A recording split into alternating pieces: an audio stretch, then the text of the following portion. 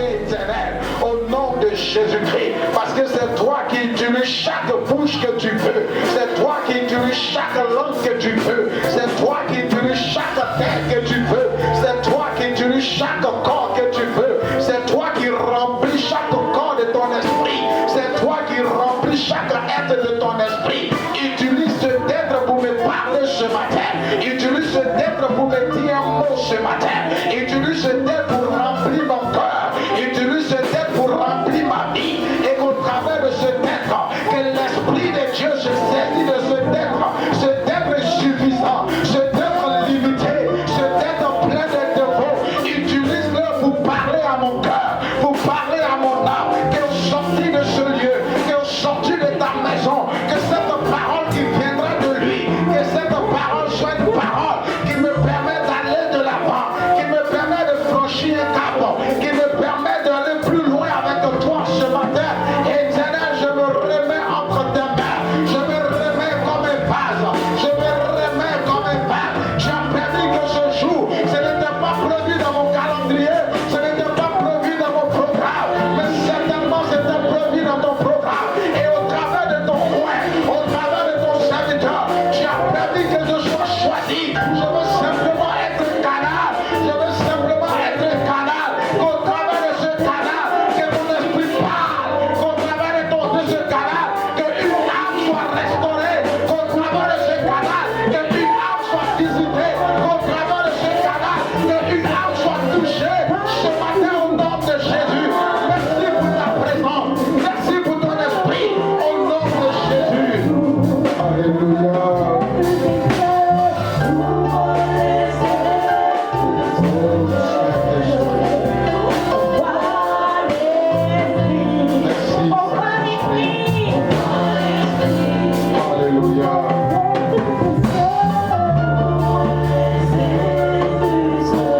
Éternel, nous te cédons toute la place. Je sais que ton esprit est déjà là. Je sais que ton esprit est déjà répondu. Je sais que c'est par cet esprit que tu parleras ce matin. Seigneur, comme il faut souvent qu'un homme parle à d'autres hommes, tu nous utilises tels que nous sommes. Éternel, je veux ce matin être simplement un canal. Tu me connais dans mes défauts, dans mes limites, dans mes insuffisances. Mais je veux que ce matin je sois effacé. Qu'une seule parole soit pour quelqu'un ce matin. Souvent tu es venu parmi des milliers de personnes, tu es venu pour une seule personne. Si ce matin ta parole est pour une seule personne, Seigneur, qu'elle la reçoive au nom de Jésus. Esprit de Dieu, nous te cédons toute la place. C'est poussé par toi que des hommes ont parlé de la part de Dieu. Ce matin, utilise ma bouche pour parler à un cœur. Et qu'après cette parole, que toute la gloire puisse te revenir. Et qu'après cette parole, que quelqu'un puisse dire, Dieu m'a parlé, m'a visité ce matin au nom de Jésus. Que toute la gloire te revienne et nous disons ensemble Amen très fort. Alléluia. Oui, tu peux l'acclamer au nom de Jésus. Et t'asseoir dans la présence de Dieu ce matin au nom de Jésus. Alléluia. Alléluia. Nous allons prendre notre Bible ce matin dans le livre de Nombre au chapitre 11. Nombre chapitre 11. Et ce matin, mon thème c'est notre attitude dans nos requêtes à Dieu. Notre attitude dans nos requêtes à Dieu. Alléluia. Je vais faire la lecture rapidement. J'avais voulu sauter des parties, mais pratiquement tout le passage est un enseignement. Donc nous allons voir beaucoup de points, mais nous allons rester plus dans Nombre 11. Je vais rapidement. Le peuple murmura et cela déplut à l'Éternel lorsqu'il l'entendit. Sa colère s'enflamma, le feu de l'Éternel s'alluma parmi eux et dévora une extrémité du camp. Le peuple poussa des cris vers Moïse. Moïse pria l'Éternel et le feu s'arrêta. On appela cet endroit Tabéra parce que le feu de l'Éternel s'était allumé parmi eux. Le ramassis de gens qui se trouvaient au milieu d'Israël éprouva des désirs. Les Israélites eux-mêmes recommencèrent à pleurer et dire: qui nous donnera de la viande à manger? Nous nous souvenons des poissons que nous mangions en Égypte et qui ne nous coûtaient rien. Des concombres, des melons, des poireaux, des oignons et des gousses d'ail. Maintenant notre gosier est desséché, plus rien. Nos yeux ne voient que la manne. La manne avait la forme de la graine de coriandre et l'apparence du bédélium. Le peuple se dispersait pour la ramasser. Il la broyait avec des meules ou la pilait dans un mortier. Puis il la cuisait au pot ou en faisait des gâteaux. Elle avait le goût d'un gâteau à l'huile. Quand la rosée descendait la nuit sur le camp, la manne y descendait aussi. Moïse entendit le peuple pleurer, chacun dans sa famille, à l'entrée de sa tente. La colère de l'Éternel s'enflamma fortement. Moïse en fut attristé et il dit à l'Éternel: pourquoi fais-tu du mal à ton serviteur? Et pourquoi n'ai-je pas trouvé grâce à tes yeux au point que tu m'imposes la charge de tout ce peuple? Est-ce moi qui suis le père de ce peuple? Est-ce moi qui l'ai mis au monde pour que tu me dises: porte-le contre toi comme une nourrice porte un enfant, jusqu'au pays que tu as juré à ses ancêtres de lui donner? Ou prendrai-je de la viande pour en donner à tout ce peuple? En effet, ils viennent pleurer près de moi en disant: donne-nous de la viande à manger. Je ne peux pas à moi tout seul porter tout ce peuple, car il est trop lourd pour moi. Plutôt que de me traiter ainsi, tue-moi donc si j'ai trouvé grâce à tes yeux et que je ne voie pas mon malheur. Verset 16. L'Éternel dit à Moïse: rassemble auprès de moi 70 hommes, pris parmi les anciens d'Israël, des hommes que tu connais comme anciens et responsables du peuple. Amène-les à la tente de la rencontre et qu'ils s'y présentent avec toi. Je descendrai te parler là. Je prendrai de mon esprit qui est sur toi et je le mettrai sur eux, afin qu'ils portent la charge du peuple avec toi et que tu ne la portes pas tout seul. Tu diras au peuple: consacrez-vous demain, vous mangerez de la viande, puisque vous avez pleuré aux oreilles de l'Éternel en disant: qui nous fera manger de la viande? Nous étions bien en Égypte. L'Éternel vous donnera de la viande et vous en mangerez. Vous en mangerez non pas un jour, ni 2 jours, ni 5 jours, ni 10 jours, ni 20 jours, mais un mois tout entier, jusqu'à ce que cela vous sorte par les narines et que vous en soyez dégoûtés. Cela arrivera parce que vous avez rejeté l'Éternel qui est au milieu de vous et parce que vous avez pleuré devant lui en disant: pourquoi donc sommes-nous sortis d'Égypte? Moïse dit: le peuple au milieu duquel je me trouve compte 600 000 hommes, et toi tu dis: je leur donnerai de la viande et ils en mangeront un mois tout entier. Devra-t-on égorger pour eux des brebis et des bœufs pour qu'ils en aient assez? Ou faudra-t-il rassembler pour eux tous les poissons de la mer pour qu'ils en aient assez? L'Éternel répondit à Moïse: le bras de l'Éternel serait-il trop court? Amen.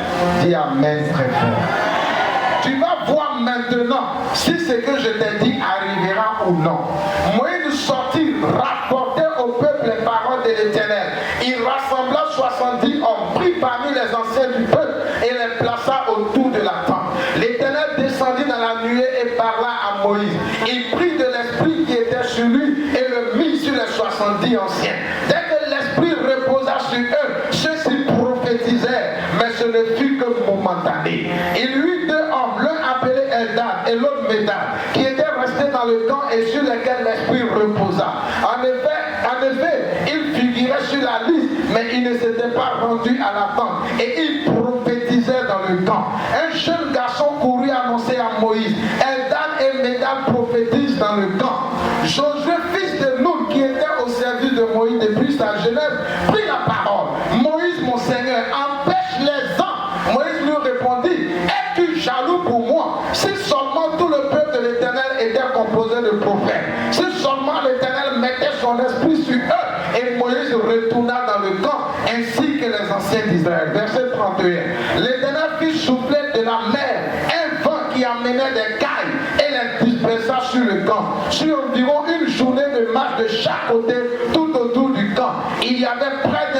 au-dessus du sol.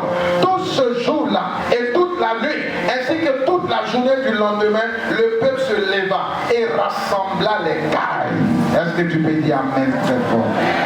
Celui qui en avait ramassé le moins en avait un volume de 2200 litres. Dans d'autres versions, dans Luc second, il est parlé de Homère. On va traduire ça tout à l'heure. Il les étendit pour eux autour du camp.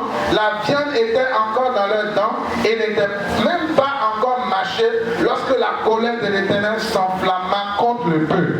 L'Éternel frappa le peuple d'un grand fléau. On appela cet endroit Kibroth Hattaava, parce qu'il enterra les membres du peuple qui avaient éprouvé de la convoitise. Est-ce que tu peux dire amen? Acclame la parole de Dieu, s'il te plaît. Alléluia. Gloire à Dieu. Tout ce passage est pour moi un enseignement et je veux que nous puissions partager cela ce matin au nom de Jésus. Je veux être reconnaissant aussi à Dieu pour son serviteur, pour son épouse, pour l'occasion privilégiée qu'il m'a donnée ce matin d'être le canal par lequel Dieu veut vous parler ce matin au nom de Jésus. Alléluia. Notre attitude dans nos requêtes à Dieu. Je vais présenter brièvement le contexte. Et ce passage nous parle du peuple d'Israël. Et tous ceux qui sont sortis avec lui, parce qu'il est parlé aussi des ramassis. C'est-à-dire, c'est une partie du peuple qui s'est mélangée à eux quand ils sortaient. Et la Bible nous dit que ça annonce la venue de la caille. Caille, qu'est-ce que c'est? Avant la caille, le peuple se nourrissait de la manne. La manne d'abord. La manne, c'était une nourriture providentielle de Dieu. C'était quelque chose que Dieu donnait spécialement au peuple. Parce que le peuple était dans le désert et ils avaient du mal à trouver de la nourriture. Et Dieu du ciel apportait la manne, qui était comme du pain. Qui était comme du pain. Et la manne, Dieu leur donnait ça à chaque fois qu'ils avaient faim. Vous voyez la grâce de Dieu. C'est pour cela, même si tu passes par des situations difficiles, sache que Dieu te donnera toujours la manne. Alléluia. Dieu te donnera de quoi subvenir à tes besoins. Dieu te donnera de quoi pour ne pas que tu meurs. Tout ça, ça témoigne de la présence de Dieu à nos côtés. Alléluia. La manne était aussi le symbole de la présence de Dieu avec le peuple dans le désert. Quand ils ne sentaient pas Dieu, quand ils ne sentaient pas la présence de Dieu, quand pour eux, ils étaient en train d'être abandonnés, la manne signifiait que Dieu était encore là. Alléluia. Souvent, la manne aussi était semblable de quelque chose qui était inutile. Quand je dis inutile, ça veut dire quoi? Qui était insignifiant. C'est le mot, pas inutile, mais insignifiant. La manne signifiait quelque chose qui certainement pour le peuple d'Israël n'avait pas grande valeur. Parce que pour eux, ça vient et puis le lendemain, ça pourrit. Pour eux, ça vient et c'est comme du pain. Au point où, à un moment donné, ils vont demander de la viande. Alléluia. C'est parce que pour eux, la manne était insignifiante. Pour eux, la manne était quelque chose qui n'avait pas assez de valeur.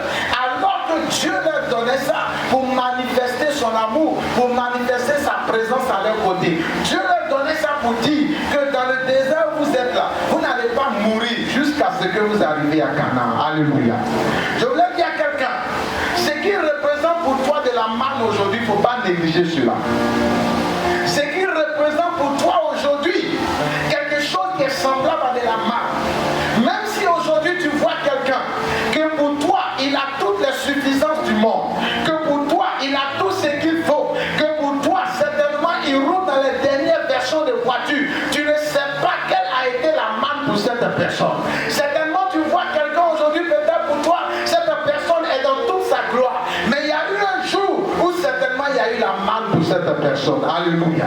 Il y a eu un jour où il y a eu quelque chose qui a semblé insignifiant. Il y a eu un jour où il y a eu quelque chose qui a semblé être le minimum. Il y a eu un jour où prendre Bakar c'était la manne pour cette personne. Il y a eu un jour où même marcher ça signifiait la manne pour cette personne. Il y a eu un jour où manger que le matin signifiait la manne pour cette personne. Il y a eu un jour où manger que le soir était le symbole de la manne pour cette personne. Mais dans cette période, Dieu n'a pas permis que cette personne ne meure. La manne, c'est le moment où tu es limité, où Dieu te donne le peu. La manne, c'est le moment où tu ne peux pas avoir beaucoup d'habits, mais Dieu te donne deux qui ne s'usent jamais. La manne, c'est le moment où tu n'as pas te mets pas. La manne, c'est le moment où certainement tu te dis que je n'ai pas tous les bijoux du monde, mais Dieu permet que tu gardes ta beauté. La manne, c'est le moment où certainement les autres te regardent et ils voient plus le besoin, alors que Dieu sait qu'il est en train de te donner la manne. Ne néglige pas ce moment. La manne, c'est le moment où tu penses que tous tes habits sont délavés, mais en réalité, c'est le moment où Dieu est en train de te donner le minimum. C'est le moment où Dieu est en train de te donner le nécessaire. C'est le moment où Dieu est en train de te donner ce qu'il faut pour que tu tiennes, pour que tu vives, pour que tu passes ce moment avant d'arriver dans le moment de l'abondance, avant d'arriver dans le moment de la gloire. C'est le temps où Dieu choisit de te donner ce qui est nécessaire. Ne néglige jamais ce moment. Ne néglige jamais ce moment. Même dans le monde, les statistiques disent que même si tu prends 10 personnes qui sont riches, il y a 8 certainement qui sont passées, qui sont nées de familles certainement qui ne sont pas riches. Il y a 8 qui sont nés de familles qui avaient des manques. Donc quand tu vois quelqu'un qui passe par des moments d'abondance, il y a eu forcément son temps de la manne. Quand tu vois que Dieu permet que quelqu'un puisse arriver à un temps où certainement tu le regardes et puis tu dis, c'est le temps où Dieu l'a béni, mais il y a eu un temps où Dieu l'a fait passer, pas un temps où c'était le minimum, pas un temps où c'était certainement le nécessaire, pas un temps où Dieu voulait qu'il puisse apprécier le peu qu'il lui a donné en ce temps-là. Toi aussi, peut-être c'est le temps de la manne pour toi. Ne néglige pas ce temps. Bénis Dieu pour ce qu'il te donne. Bénis Dieu pour ce qu'il te permet d'avoir et que tu ne meurs pas de faim. Et que tu ne restes pas nu. Et il permet que ça ne s'use jamais. Mais Dieu remplace ça à chaque fois que le fond de la marmite finit. À chaque fois que l'une finit, Dieu permet qu'il y ait un nouveau pot. Peut-être que tu n'as pas 10 pots à la maison, mais il permet que le seul pot ne finisse jamais. Il remplace toujours ce pot. Peut-être que tu as un seul sac de riz, mais il ne permet jamais que ce sac de riz ne finisse. À chaque fois que ça finit, il remplace cela. Est-ce que tu peux lui dire merci pour cette manne? Alléluia. Tu aurais voulu avoir 10 sacs de riz dans ta cuisine. Tu aurais voulu avoir 10 pots. Tu aurais voulu certainement avoir le placard qui est rempli, qui est rempli, qui est rempli, qui est rempli. Mais chaque fois que tu regardes, il n'y en a que 2. Mais Dieu permet que ce 2 soit toujours remplacé. C'est ce qui représente pour toi la manne. Et bénis-le pour cela. Rends grâce à Dieu pour cela. Parce qu'il ne permettra jamais qu'il y ait 0. Il aura toujours 1, 2, 3 et il va toujours remplacer. Et le temps où il permettra que l'abondance soit, le temps où il permettra que de pied tu passes par Baka pour passer par Wara Wara et qu'un jour tu puisses conduire la voiture, ce temps arrivera si tu acceptes, si tu apprécies le temps de la manne. Alléluia. Et Dieu, il fait toutes choses en son temps. Et le peuple d'Israël, à un moment donné, ils ont dit, mais le temps de la manne a trop duré. Tous les jours, c'est la manne. Tous les jours, c'est pain. Tous les jours, c'est le même régime. Tous les jours, c'est la même nourriture. Quand est-ce qu'on va manger à nouveau de la viande? Et ils ont commencé à se plaindre, comme nous nous plaignons tous à un moment donné. Ils ont commencé à murmurer contre Moïse. Est-ce que nous pouvons acclamer le Seigneur pour tous ceux qui sont leaders contre notre Père? Il y a des moments, on murmure. Ce n'est pas forcément la faute du leader. Alléluia. Mais Dieu lui-même, c'est lui qui permet ces temps. Alléluia. Et le peuple a commencé à murmurer. Pour dire, mais pourquoi c'est toujours la manne? En Égypte, ils l'ont cité. Vous savez, c'est dans quel verset? Mais ils ont cité les concombres. Regardez les bonnes choses qu'on aime. Les melons, les poireaux, les oignons, les gousses d'ail. En Égypte, malgré qu'ils étaient esclaves, pour eux, ils mangeaient tout ça. Ils ont oublié l'esclavage. Tu manges, mais on te tape sur le dos. Tu manges, mais tu n'es pas libre.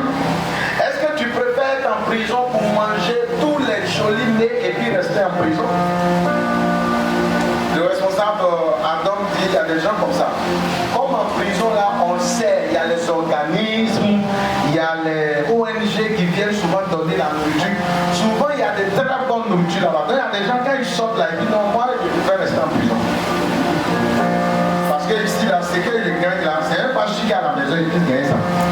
Donc, il y a des gens, vous voyez comme ça, si tu vas en prison, ils sont déjà libres, hein, mais ils sont encore là. Il y a d'autres même qui veulent faire foyer dedans. Donc, le peuple d'Israël, à un moment donné, à cause de la nourriture, ils ont voulu rester en Égypte. Alors que Dieu leur préparait de bonnes choses devant. Alléluia. Souvent, quand tu ne vois pas le plan de Dieu, souvent, quand nous ne voyons pas où Dieu nous envoie, il y a des moments, nous bafouillons le chemin de Dieu. Alléluia. Et tu dis, j'aurais voulu rester où je suis.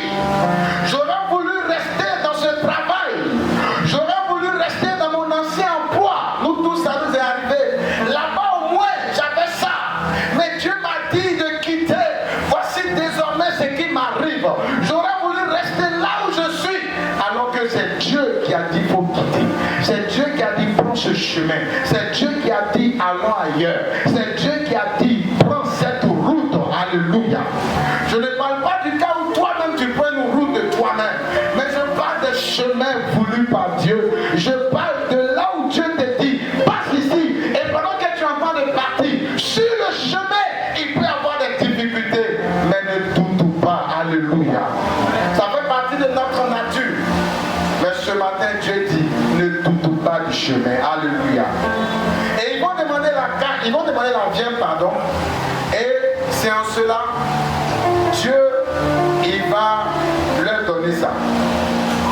Mais en réalité, cette fois-ci, ce n'était pas de bon cœur. Parce qu'ils ont demandé dans une mauvaise attitude.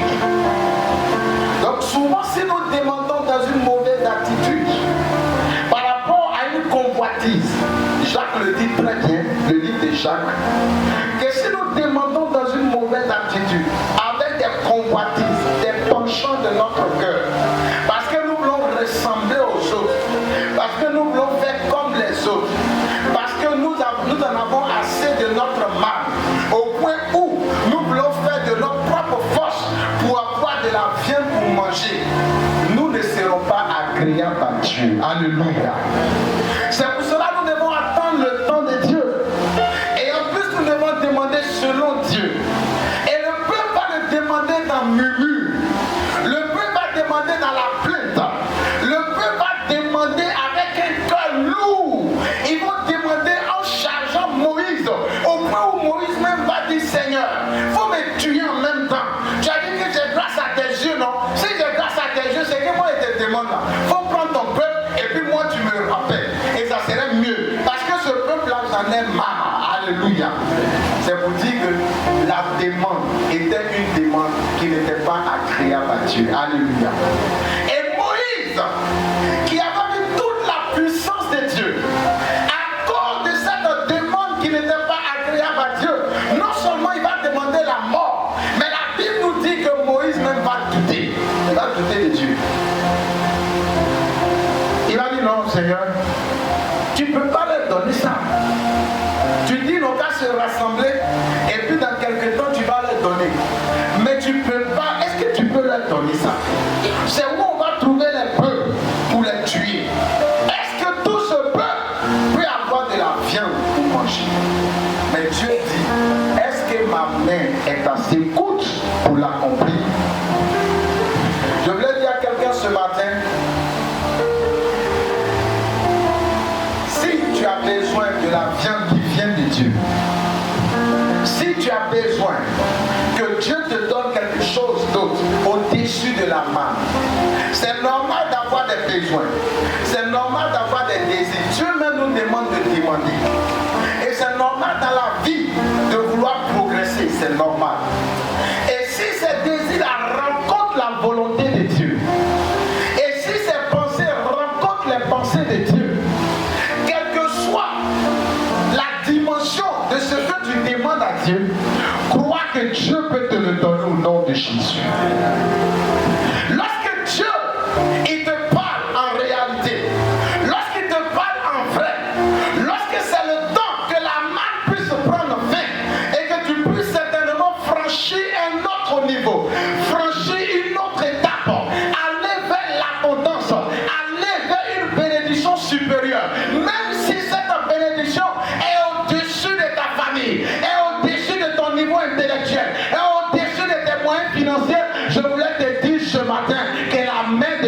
n'est pas coûte pour le faire. Alléluia.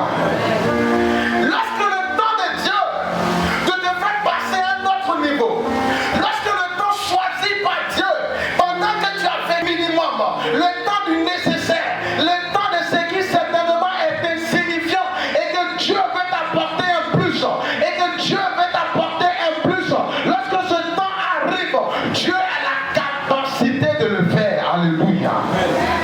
Peut-être aujourd'hui tu es dans un emploi et tu veux que Dieu puisse t'emmener ailleurs. Même si tu penses que tu n'as pas les capacités de là-bas, Dieu seul a la possibilité de te faire entrer dans cet endroit. Lorsque il est temps pour toi, même d'avoir un enfant, lorsque tu penses que les médecins ont dit autre chose, Dieu seul a la possibilité de le faire. Alléluia. Lorsque certainement tu fais des activités et jusque-là ton bénéfice est minimum et Dieu veut t'emmener plus haut, Dieu seul a la possibilité d'ouvrir de grandes portes pour toi. Alléluia. C'est pour cela ce matin, tu as tellement vécu la manne que tu commences à douter de Dieu. Tu as tellement mangé la manne que tu commences à douter de Dieu. Tu commences même à douter que Dieu t'ait dit que tu vas avoir autre chose, que tu vas manger autre chose. Tu as tellement porté le même vêtement que même quand Dieu dit que je te donnerai au-delà de ce que tu as, tu doutes de Dieu. Ce matin, Dieu te dit que ma main n'est pas trop courte. Si ce besoin est selon moi, je parle de Dieu, si ce besoin est selon Dieu, sache que sa main n'est pas trop courte pour te sauver. Alléluia. Peut-être tu vois tes limites, tu vois tes insuffisances, tu vois que ces choses ne sont pas possibles. Tu te demandes comment ça viendra, comment ça se fera. Même Moïse qui avait la puissance de Dieu, qui avait la main de Dieu, même dans la mer rouge, la Bible nous dit que Moïse a commencé à douter. Mais Dieu dit que tu le verras, tu le verras, tu le verras, tu le verras et tu le verras. Alléluia. Ce matin, tu ne crois plus que Dieu peut le faire pour toi. Tu ne crois plus que Dieu peut agir pour toi. Tu ne crois plus que Dieu peut ouvrir une nouvelle porte. Tu ne crois plus que Dieu peut te guérir. Tu ne crois plus que Dieu peut permettre que tu te relèves. Mais je voulais te dire que ce matin, sa main n'est pas courte. Alléluia. Quand le temps où certainement Dieu a permis que ce soit le temps de l'épreuve, le temps de la limitation, quand ce temps passera, quand ce temps sera arrivé à son terme, et que Dieu choisit d'ouvrir une nouvelle porte, et que Dieu choisit d'apporter une nouvelle bénédiction, même si les hommes doutent à côté de toi, il y a des fois, il y a des choses que Dieu te dit. Quand tu sors de là, les gens à côté de toi disent, même si ça va s'accomplir pour les autres, mais pour celui-là seulement, on ne sait pas où ça va quitter. Mais je voulais te dire que ce n'est pas la parole des hommes, mais c'est la parole de Dieu. Je voulais te dire que ce n'est pas la volonté des hommes, mais la volonté de Dieu. Je voulais te dire, ce n'est pas la main des hommes, mais la main de Dieu. Je voulais te dire, ce n'est pas les moyens des hommes, mais les moyens de Dieu. Je voulais te dire, ce n'est pas Dieu, c'est Dieu qui a parlé et non un homme qui a parlé. Si tu crois que c'est Dieu qui a parlé, ce temps s'accomplira au nom de Jésus. Par cause de tes désirs, de tes convoitises, par cause de tes plans humains, par cause de ton moi pour te faire plaisir, pour que tu sois honoré en tant qu'homme, mais pour que la gloire lui revienne, pour que les gens sachent que c'est lui qui a fait. Quand ce temps arrive, Dieu se lève et il accomplit. C'est pour cela, sache, quel que soit le temps dans lequel tu es, Dieu se lève quand c'est son temps. Dieu se lève quand c'est son moment. Il ne se lève pas à ton moment. Si tu veux qu'il se lève à ton moment, il te donnera quelque chose qui va te tuer. Il te donnera quelque chose qui va te créer la honte. Il te donnera quelque chose qui ne sera selon les hommes. Mais quand c'est son temps et qu'il se lève, quand il accomplit, toute la gloire lui revient et cela manifeste manifeste la puissance et la gloire de Dieu. Alléluia. C'est pour cela, bien-aimé, je ne sais pas dans quel temps tu es. Je ne sais pas si tu traverses le temps de la mort. Je ne sais pas si tu traverses le temps du désert. Je ne sais pas si tu traverses le temps de la limitation. Mais si pour toi, c'est le temps où Dieu dit que la manne est finie et que tu auras de la viande vraie, la viande qui vient de moi, la viande qui vient de moi, si c'est ce temps où Dieu a parlé, ce qui représente pour toi la viande, c'est la guérison. Ce qui représente pour toi la viande, c'est certainement le mariage. Ce qui représente pour toi la viande, c'est certainement l'enfantement. Si c'est ce temps où tu réclames cette viande et que c'est selon Dieu, sache que Dieu se lèvera pour ce temps-là. Et il le fera au nom de Jésus. Et Dieu va demander au peuple de se mettre dans une disposition. C'est vrai que ce qu'ils ont demandé n'était pas encore de son temps, mais sur l'histoire. Dieu voulait montrer sa puissance. Il va l'accomplir, mais il va montrer le chemin. Et c'est pareil dans tout ce que nous demandons à Dieu selon lui. Il va demander au peuple de se sanctifier. Il va demander au peuple de se mettre dans une certaine disposition. Et c'est mon autre point.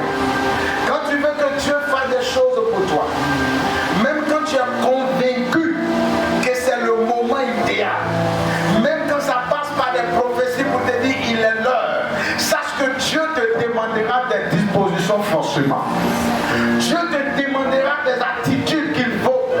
Ça peut être dans la prière, ça peut être dans le jeûne, ça peut être par des dons, ça peut être par des prières intenses. Même quand c'est le moment, ça ne veut pas dire que tu ne dois plus prier. Dieu te demandera des dispositions. Il te demandera d'être proche de lui. Il te demandera de rentrer certainement dans son intimité. Il te demandera d'avoir des corps à corps avec lui. Il te demandera d'être prêt à entendre sa voix. Il te demandera d'abandonner la distraction. Il te demandera d'abandonner les murmures. Il te demandera d'abandonner les critiques. Il te demandera d'abandonner les attitudes qui ne sont pas à sa gloire. Il te demandera d'abandonner un temps soit peu l'amusement. Il te demandera d'abandonner ce qui est de la chair. Et il te demandera de rentrer dans le spirituel. Parce qu'il est temps qu'il puisse agir. Il te demandera un temps de laisser tomber ton moi. Il te demandera un temps de laisser tout ce qui tu mets ta bouche dedans alors que Dieu te demande d'arrêter. Et c'est le temps d'adopter la bonne attitude, d'être prêt à recevoir ce qui vient de lui, d'être prêt à recevoir la parole qui vient de lui, d'avoir une disposition différente, d'avoir une disposition selon lui et d'abandonner l'attitude pendant la marche et d'avoir une attitude où tu grandis dans le spirituel. Et Dieu va leur demander de rentrer dans un moment de consécration. Parce que ce qu'il visait, quand on lit, on poursuit l'histoire, ce qu'il visait, c'était d'avoir des hommes et des femmes selon lui. Des hommes et des femmes qui, même s'ils avaient besoin de la viande physique, la viande que nous mangeons, Dieu cherchait à ce que leur spirituel soit bâti. Dieu cherchait à ce que quand ils vont recevoir cette viande, que cette viande ne les tue pas, mais que ce soit des personnes qui apprécient ce que Dieu leur donne.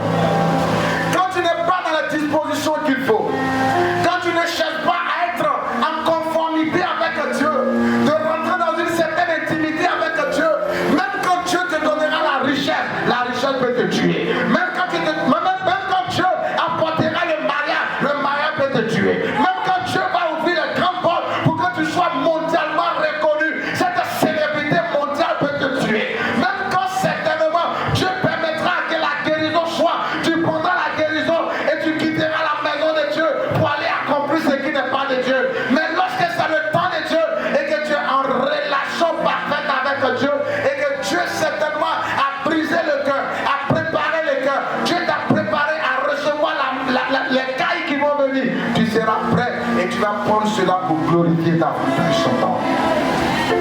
Il y a des bénédictions. Dieu peut te donner, Dieu peut me donner, pour que nous sachions qu'il est puissant.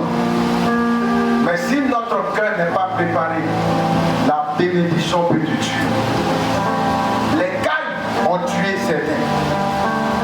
Parce qu'ils voulaient la viande.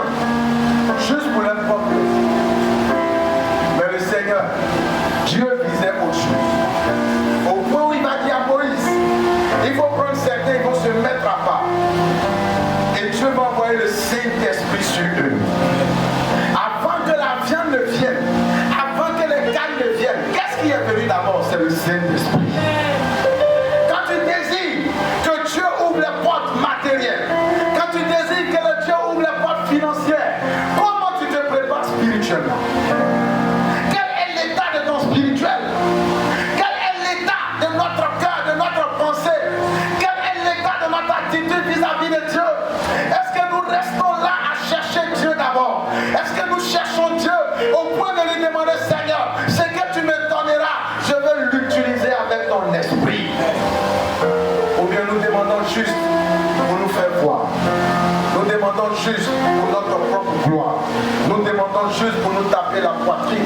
Nous demandons juste pour notre propre convoitise.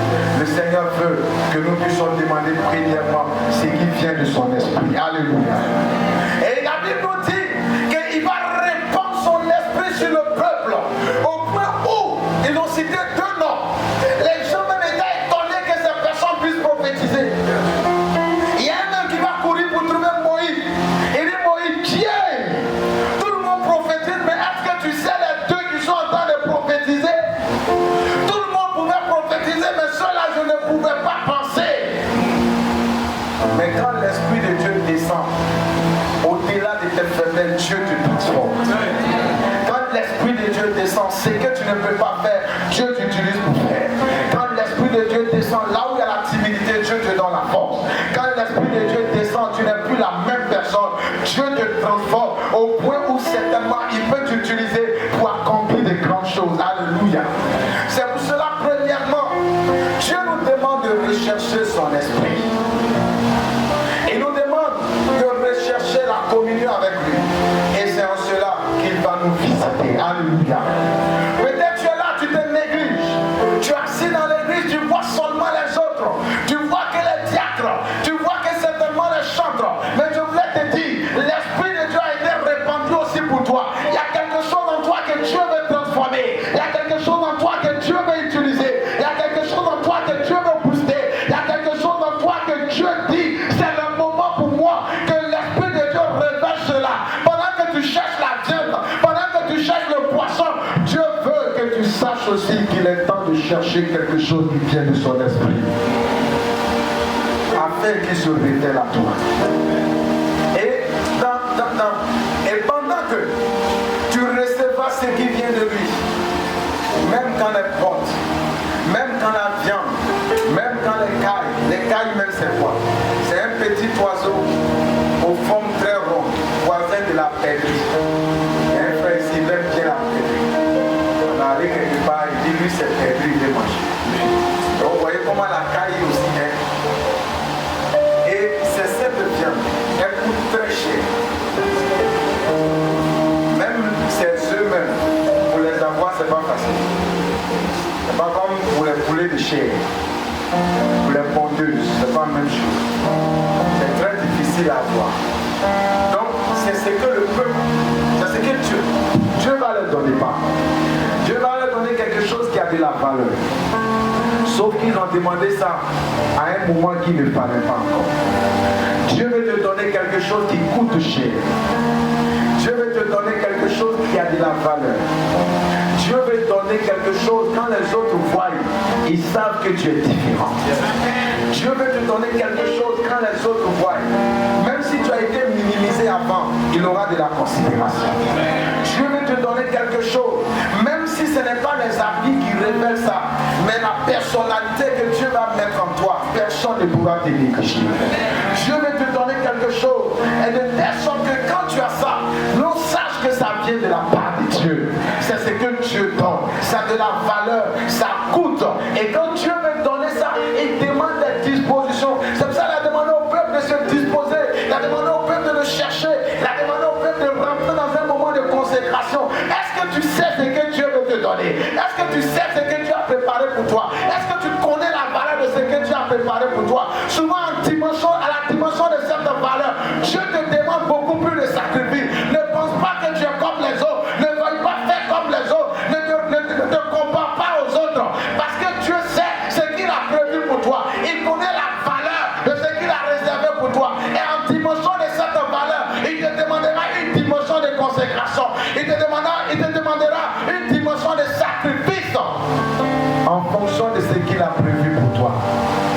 cela, regarde plus au Seigneur. Ne promène pas trop les regards de la chair. Ne promène pas trop les regards sur ce que les autres portent aujourd'hui. C'est normal d'avoir ces désirs. Il est normal d'être ambitieux. Il est normal d'avoir des besoins.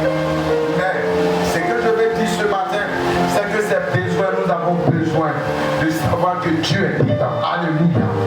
Et surtout de regarder plus ce qui vient au Seigneur. Et Dieu qui sait toutes choses, non seulement quand il donne le spirituel, quand il a donné l'onction, quand il a donné son esprit, il ne s'est pas arrêté là. Mais il a envoyé quand même la viande. Alléluia. Quand il te donnera son esprit, quand il te donnera les dons, quand il te donnera la manifestation de la puissance de Dieu, Dieu ne s'arrêtera pas là. Il permettra que tu sois bien vêtu. Il permettra que tu roules dans les bonnes voitures. Il permettra que toi aussi tu manges bien. Il permettra aussi que toi tu sois bien vêtu.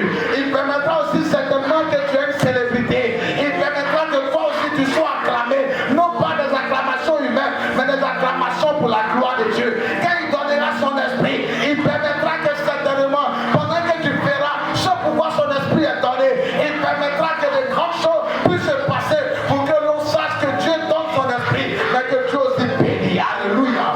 Que la gloire lui revienne ce matin au nom de Jésus. Amen.